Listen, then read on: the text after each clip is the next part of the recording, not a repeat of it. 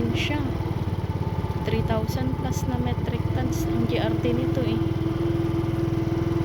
Big to. Parang yung dumping ganito. Ilukat na lang data sa nga hatch na. Tapos ibabada na siya. Natuwa mo nung hatch niya na ito eh. 1, 2. Basta talumot.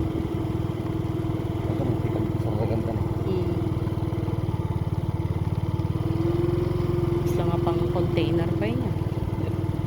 Galing na pang container. Ganito ang sitwasyon sa Pier 3.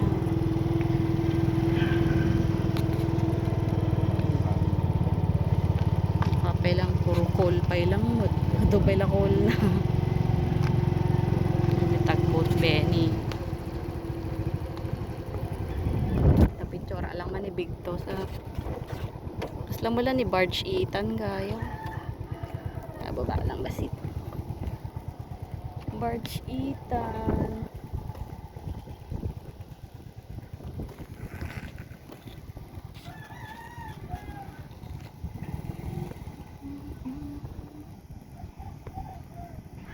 Big to.